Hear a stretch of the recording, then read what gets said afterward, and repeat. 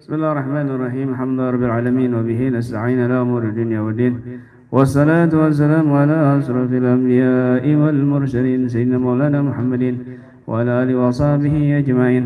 Wa la hawla wa la quwwata illa billahil aliyyil azim. Qala al-musannif rahimallahu nafa'ana bihi wa bi ulumihi fid darain. Amin.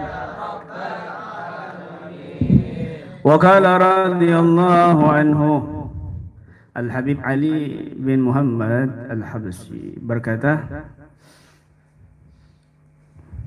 Al-Quran lahu sultanun yatrudu syaitana idza kana min qalbin mu'azzimin lahu.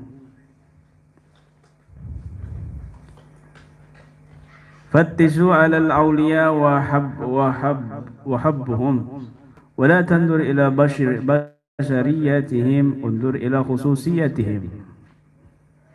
Al-Habib Ali berkata, Al-Quran itu lahu sultan, punya kekuatan, power yang besar. Yatrudu syaitan, yang mampu mengusir setan, tapi ada syaratnya. Apa syaratnya? Idza kana min qalbin mu'azzimin lahu, jika dari hati yang mengagungkan lahu, kepada Al-Quran itu sendiri. Al-Quran bisa menjadi kekuatan dalam jiwa kita, zahir dan batin, khususnya ruh kita. Mengusir setan, jangan jin, setan saja bisa diusir. Ya. Kalau jin itu gampang, anak kamu yang umur 10 tahun ya, suruh berdoa, bukan baca Quran, bukan baca zikir, doa aja, ya Allah. Tapi yakin, dengan yakin sepenuhnya, berdoa sungguh-sungguh, ya Allah, hancurkan, ya Allah, keluarkan jin yang ada dalam tubuh ayahku. Itu jinnya langsung efek, teriak kepanasan. Itu anak kecil, umur 10 tahun gitu loh. Apalagi kamu sudah dewasa, besar, doa, yakin. Ngefek di TV aja, baca doa bukan baca Quran, ngefek kok. Tapi diheboh-hebohin, oh saya punya khodam, oh saya keturunan Ki Gendeng, oh aku keturunan Mbah. Aduh. Kenapa berdoa saja ngefek? Karena iblis ketika dikutuk dan diusir dari surga, sudah dikutuk jadi jelek rupa, langsung berdoa kepada Allah untuk menangguhkan usianya sampai hari kiamat. Allah kabulin nggak? Allah kabulkan tidak? Allah kabulkan. Akhirnya iblis itu tidak mati sampai hari kiamat. Itu sudah dikutuk. Berdoa, apalagi orang beriman kepada Allah, yang penuh cinta kepada Allah dan Rasulnya, lalu berdoa, maka lebih lagi dari iblis. Makanya iblis ketar-ketir ketika ada orang beriman berdoa. Iblis loh ketar-ketir. Ini the king-nya ini, rajanya kejahatan ini. Ketar-ketir, apalagi jin dan setan. Paham? Woi. Bapak semua. Ya Allah, muka nasi, muka pecel, muka teote pakuan, iga bakar, pecel lele.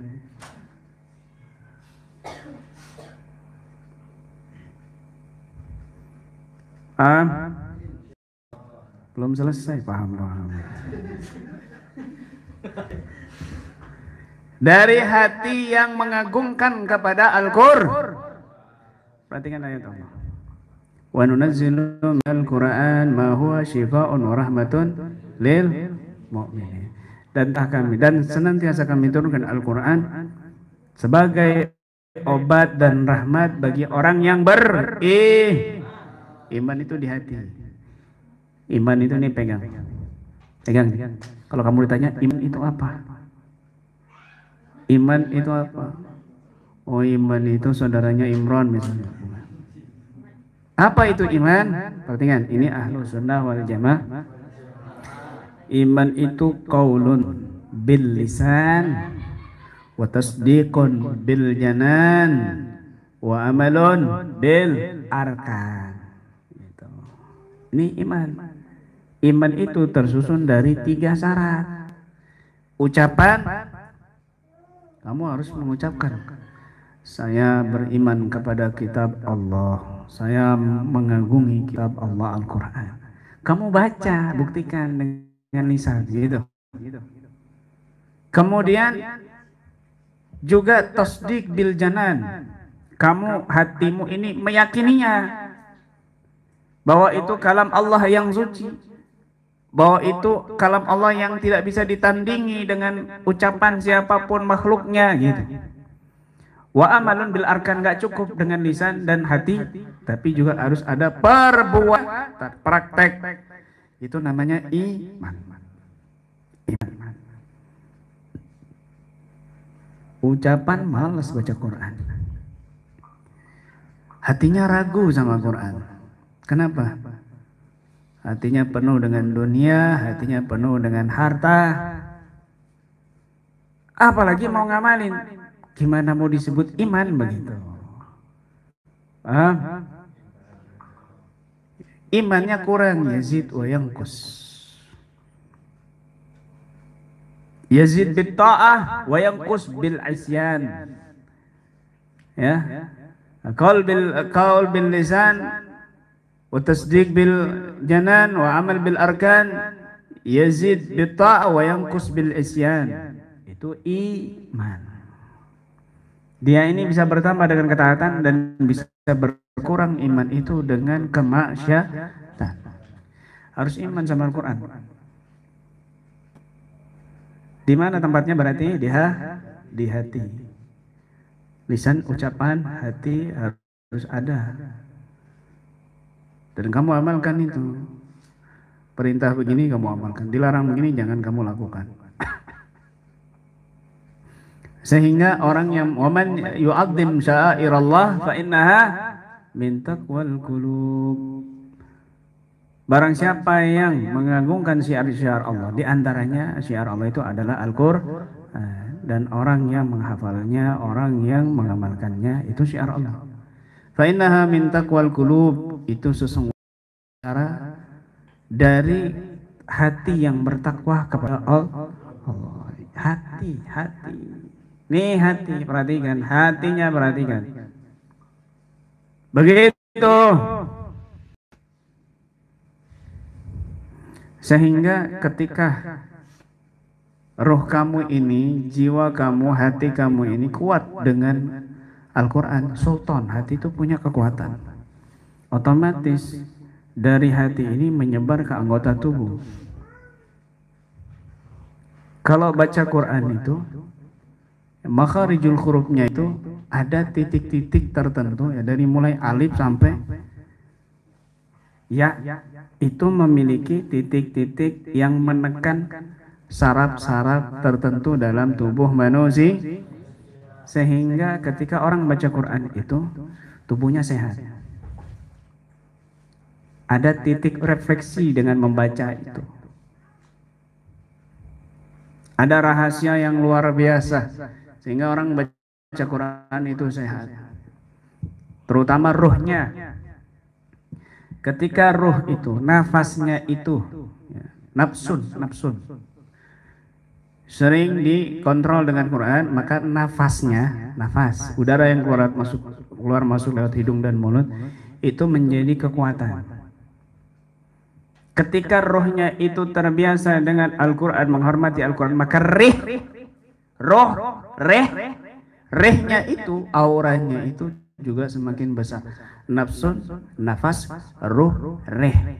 Nafsunnya ini dikuatkan, rohnya dikuatkan, maka nafsunnya mengeluarkan, membuahkan nafas yang luar biasa. Ketika rohnya ini dikontrol, rohnya ini dikuatkan, dikasih protein, gizi dengan Quran dan sebagainya, zikir, maka rehnya ini, auranya ini jadi besar.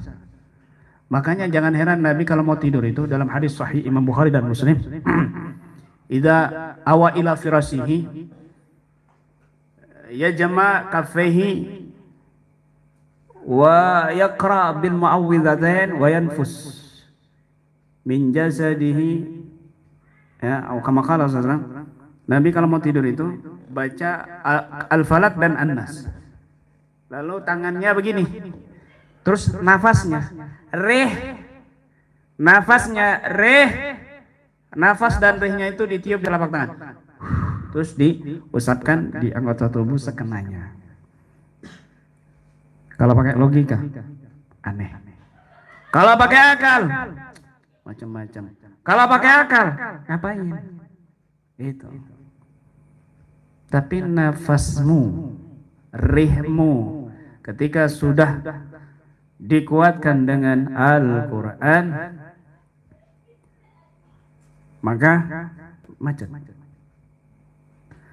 maka roh kamu dan rih kamu dan nafas kamu menjadi kekuatan.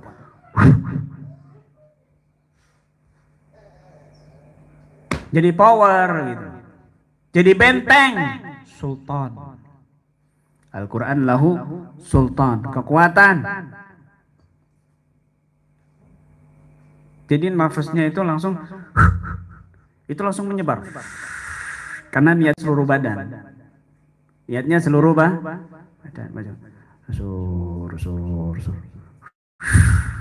Diniatkan ke yang lain juga kena.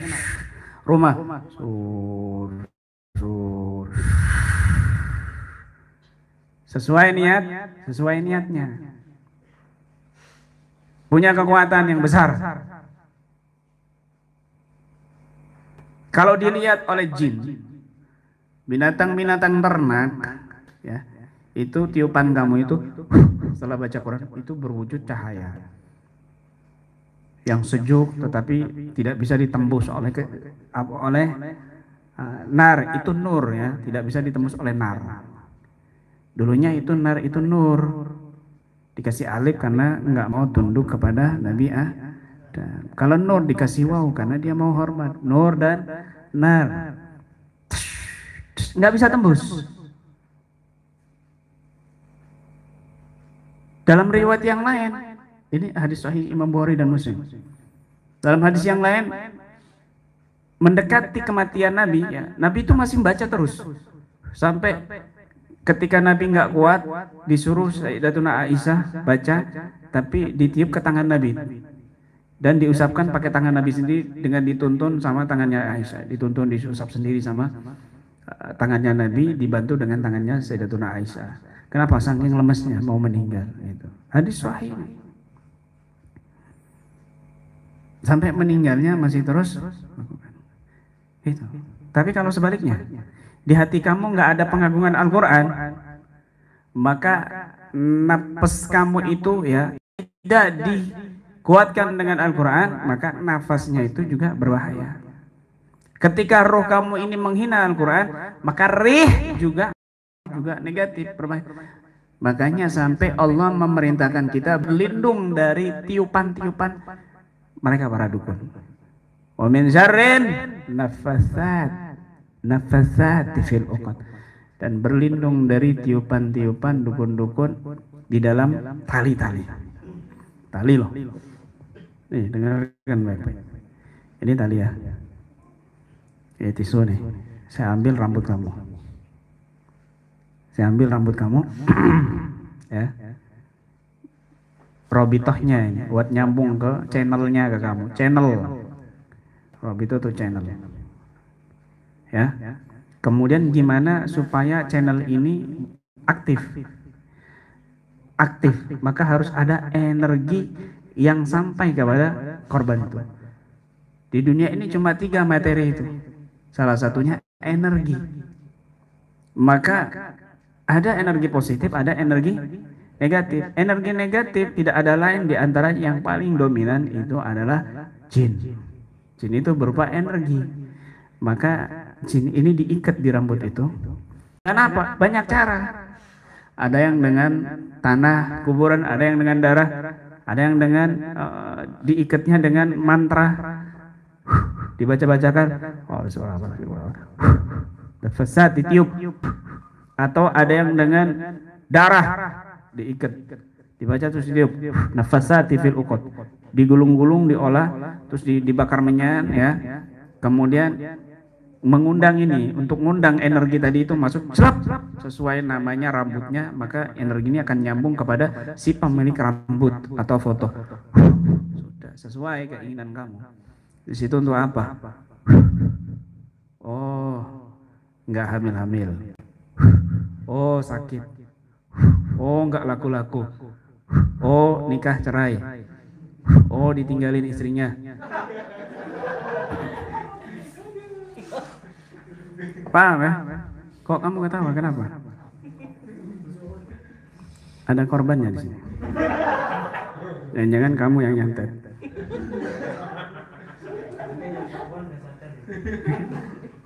Ya.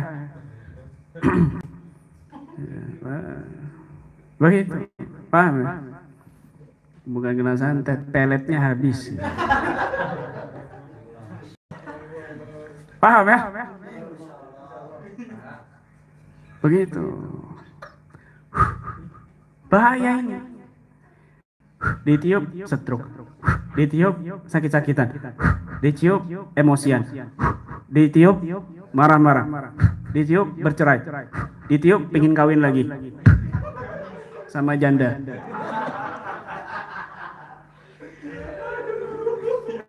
Itu kena santet, Pak. Kena sihir itu. Harus wajib diobati. Itu karantina 2 minggu nggak cukup. Paham ya? Kena pelet oh. Saya nggak ngomong loh ya, kamu yang ngomong.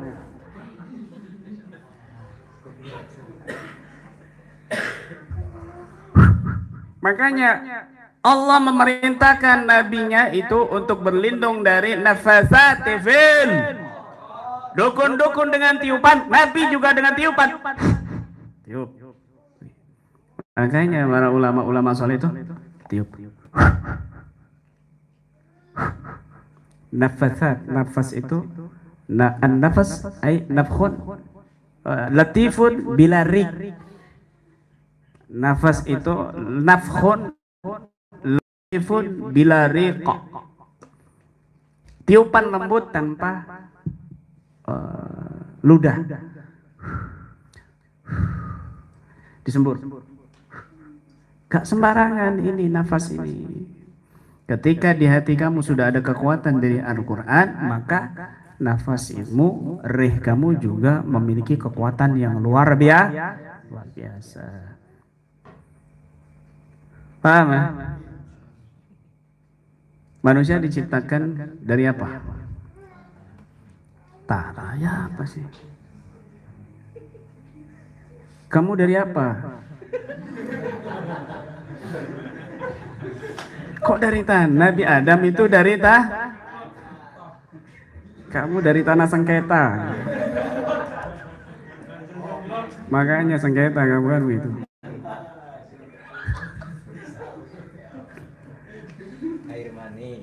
Dari air mani, min ma'in yumna, datukmu Nabi Adam baru dari tanah, begitu.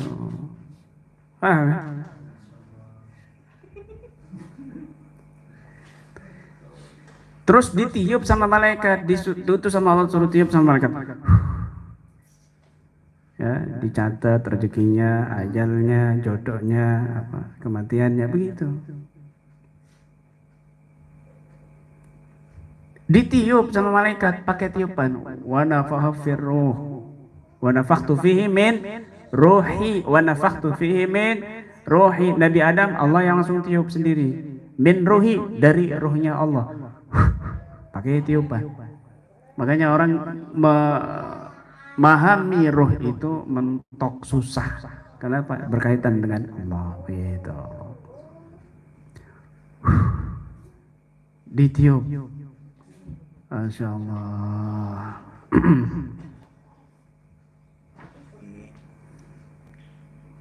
Makanya orang itu syaratnya pengen jadi dukun sakti itu harus mengambil Al-Quran di hatinya. dibuang Al-Quran di hatinya. Dengan cara apa? Dihinai Al-Quran, diludai Al-Quran, dilanggar ajaran Al-Quran, diinjak-injak, dikencingi, baru nanti ilmu setan masuk di hati kamu, jadilah dukun dukun santet begitu. Nah kamu ini Al-Quran, Al-Quran, Al-Quran, ya otomatis musuhnya mereka, para dukun, setan, jin, kan begitu. Tetapi ketika kamu tidak mengagungkan Al-Quran, rumusannya di situ aja. Min qal idza kana min qalbin mu'azzimin lahu. Di situ aja rumusannya. Hormati Al-Quran, agungi Al-Quran, cukup itu aja. Maka kamu memiliki kekuatan yang luar biasa.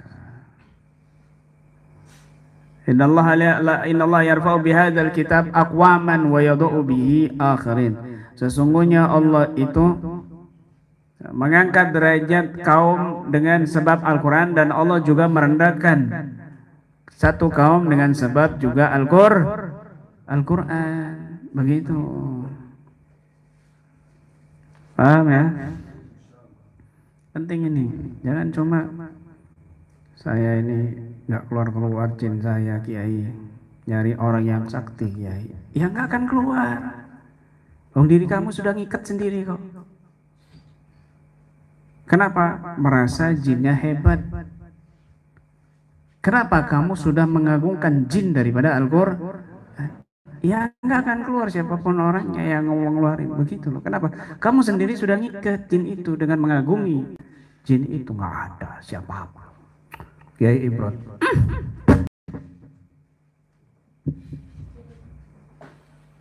Orang coba,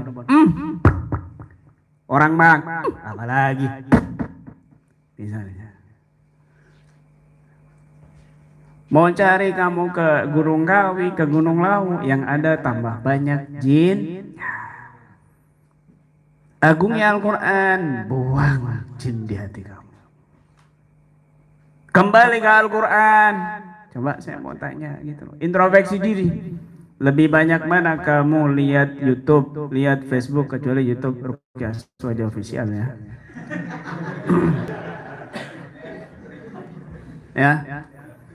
Ya saya nggak nyuruh kamu disapret, nggak, terserah kamu gitu ya. Gitu. Ya. Nonton WhatsApp, baca WhatsApp, lebih banyak mana daripada kamu lihat Al-Quran? Begitu aja. Lebih banyak mana kamu ngitung duit sama ngitung ayat-ayat Quran? Itu aja. Oh jauh nggak pernah megang Al-Quran, apalagi baca. Terus ngapain? Urusan dunia. Terus ngapain? Urusan cewek. Terus ngapain? Duh, macam-macam kesibukan duniawi sehingga Al-Qurannya lupa. Ya jangan salahkan siapa-siapa, salahkan diri kamu sendiri. Dari mana kamu? Woi, sudah berumur masih lupa aja. Hei, baru lahir apa kamu? Gitu. Mana Al-Qurannya? Baca Al-Qurannya. Begitu. Ya Allah, saya mau tanya sama kamu. Wali itu kesaktiannya disebut apa? Kalau orang soleh beriman, kejadian di luar nalar atau kesaktian itu disebut apa? Ma'unah. Kejadian dan kesaktian yang terjadi pada Nabi disebut lebih tinggi mana, mujizat apa karamah? Lebih tinggi mana, mujizat atau ma'unah? Mujizat. Saya mau tanya, Al-Quran itu mujizat atau karamah? Saya mau tanya, Al-Quran itu mujizat atau ma'unah? Mujizat loh. Kamu kalau menghormati megang Al-Quran, kamu punya mujizat. Tapi kamu bukan nabi, juga bukan wali, tapi kamu sudah punya mujizat. Tahu nggak kamu kalau mujizat ini diturunin di selain manusia? Gunung meletus. Tahu enggak kalian kalau Al-Quran ini dititipkan, diamanatkan di gunung, gunung nggak mampu, meletus, meledak. Siapa yang ngomong? Allah sendiri yang ngomong. Lau anzalna hadzal Qur'ana ala jabalin la ra'aitahu khashi'an mutasaddian min khasyatillah. Kalau seandainya kutitipkan, kuturunkan Al-Quran di gunung, maka gunung itu akan hancur lebur karena takut kepada Allah. Titipkan Al-Quran di hati kamu disertai rasa takutmu kepada Allah. Bukan cuma gunung yang hancur, apalagi dukun, apalagi sihir santet, apalagi jin, hancur lebur. Gunung aja hancur lebur kalau diletakkan Al-Quran. Maka hatimu, ketika hatimu ada Al-Quran dan disertai rasa takutmu kepada Allah, sempurna kekuatanmu. Begitu. Makanya Habib Ali mengatakan Al-Quran lahu sultan. Quran ini memiliki kekuatan. Yatrudu syaitan idza kana min qalbin mu'azzimin lah. Jika Quran itu memiliki kekuatan, akan menghancurkan, mengusir setan jika di hatinya mengagungi Al-Quran. Rasa takut kepada Allah, takwa kepada Allah. Hormati Al-Quran, hormati juga yang membawa Al-Quran, yang mengajarkan Al-Quran. Begitu. Nih, ini apa ini? Al-Quran ya. Terus saya mau tanya sama kamu. Sampulnya ini terbuat dari apa ini? Hah? Ini kainnya.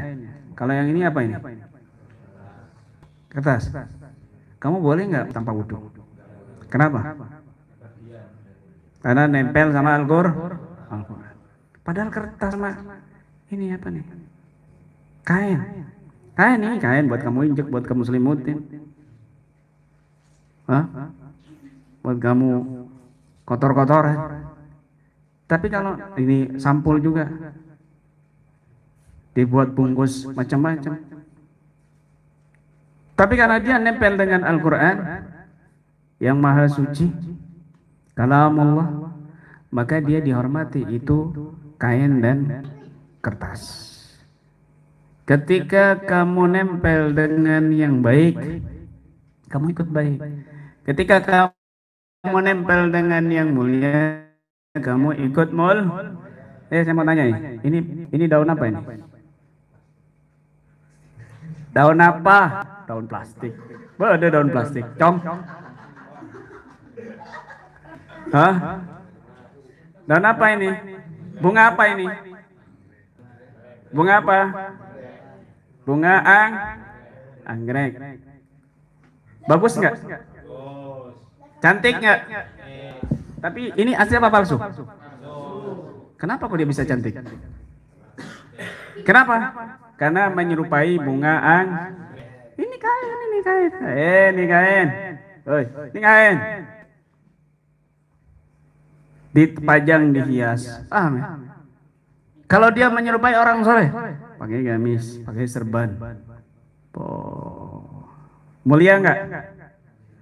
Coba kalau saya ceramah, kaos kutang, celana pendek. Kayak kaosnya Ustadz Jauhari begini.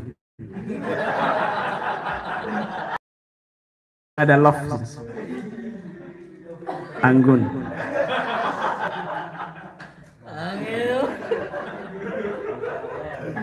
Paham ya? Ya. Pakai kaos segini ya.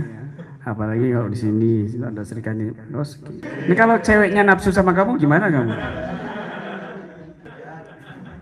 Paham ya? Komar misalnya suka sama kamu. Kelihatan anggun kan?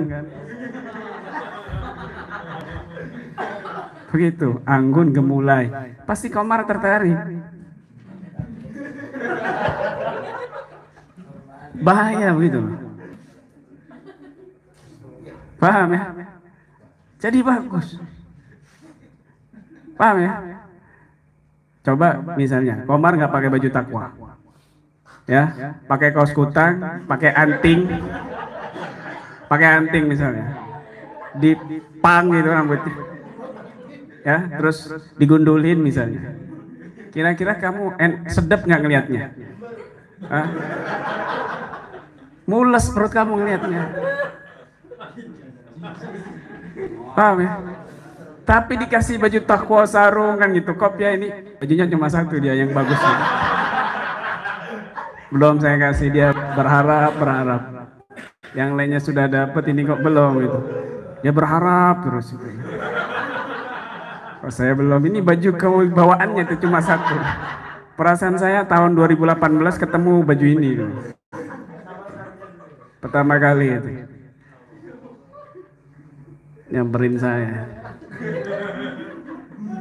Paham ya? Biar viral dia di YouTube ya. Gitu loh ya. Masya Allah, nggak akan suka kalau begitu. Sudah jelek, anting-anting, ngepang, kan misalnya ya. Jelek antingnya bukan mukanya, kamu langsung sedih. Kalau muka ini nggak boleh, ini ciptaan Allah semua, nggak coba itu ya Allah. Nggak boleh menghina dosa, menghina ciptaan Allah itu. Paham ya? Jadi mulia, kenapa? Karena dia ngikut kepada yang soleh, dia nempel kepada yang baik, jadi baik. Ini. Niru Syekh Abdul Qadir Jailani, niru Rasulullah. Jadi mulia. Di situ kok gampang, nggak usah bingung-bingung kamu itu. Cari orang sakti biar bisa ngobatin saya. Mau cari di mana kamu cari orang sakti itu? Kamu punya mujizat itu loh. Jadi orang sakti. Kamu itu punya mukjizat. Mukjizat itu dikasih sama Nabi. Kamu bukan wali, bukan Nabi, nggak dapat karomah, nggak dapat maunah, dikasih mukjizat kamu, kesempatan sama Allah, kamu nggak manfaatin benar-benar. Begitu. Paham ya? Ya Allah. Bertambah. Kalau keyakinanmu dengan Al-Quran itu bertambah, semuanya bertambah. Kekuatannya bertambah, imannya bertambah, rezekimu bertambah, kewibawaanmu bertambah, kehormatanmu bertambah. Ini janji Allah. Fa ammal ladzina amanu fazadatum imanam wa hum yastabshirun. Allah berfirman, adapun orang-orang yang beriman, fazadathum imana, maka iman mereka semakin bertambah, wa hum yastabshirun, dan mereka akan mendapatkan kebahagiaan, kesenangan, kenyamanan. Orang beriman dengan Allah, dengan Al-Quran, maka semakin bertambah imannya, tingkatannya, derajatnya, rezekinya, semuanya kebaikannya bertambah, dan dia akan yabstabsirun, dia akan mulia di sisi Allah, akan bahagia. Begitu.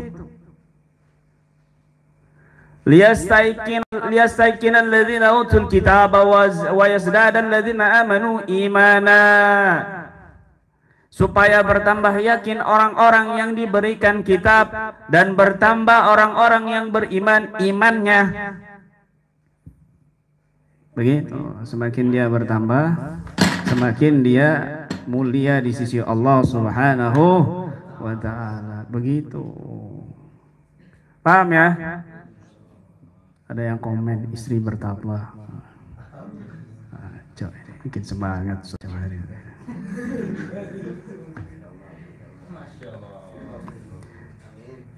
Penting ini ya. Tuh, pada nggak tahu semua cewek.